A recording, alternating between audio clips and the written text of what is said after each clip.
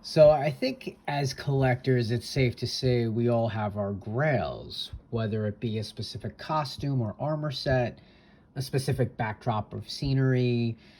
And with some franchises just seeming like they'll go on forever, the possibilities are endless. However, our beloved producers of such brands only have so much time, planning, and plastic to spare, so you're probably not going to get every character, prop, or effect piece you want, so you'll have to make it. Now, I know some of you are going to say, what the hell is this pink elephant? However, for Jujutsu Kaisen fans, we all know Megami's Max Elephant. I always thought that Megami and his Ten Shadows technique was top tier. I mean, he's basically a Pokemon master in a show where his creatures get to attack, defend, evade, or even trap his opponents. So, I knew I was going to try to add his whole team of Shikigami to the collection. However, looks like they're all going to need to be customs. So this guy does look pretty cool, but there's no articulation on this guy. He's basically a big prop, but it doesn't stop him from standing out.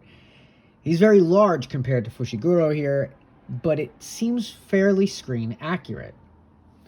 On to the recipe. So, unless you're one hell of a sculptor or a 3D printer, which I am neither, there wasn't a lot of play for this base body. I knew I needed an elephant, and one that seemed in 1/12 scale. So I went downstairs into the basement, found my tote of spare animals.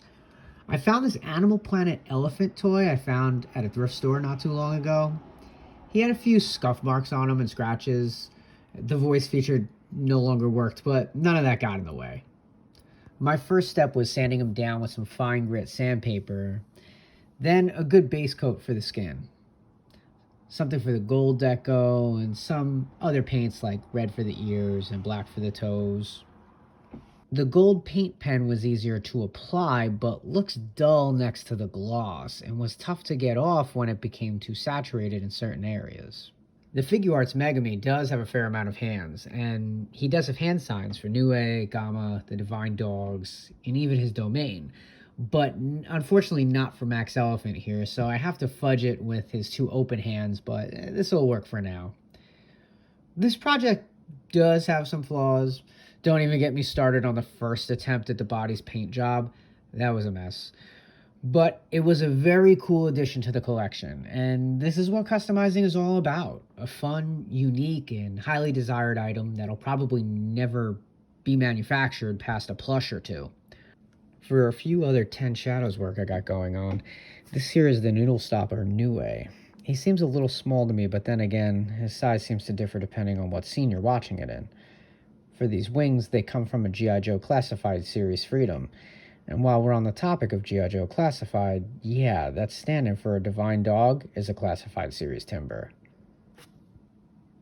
So, that's all I got for today, folks. Feel free to leave any comments or questions down below. Have a great day.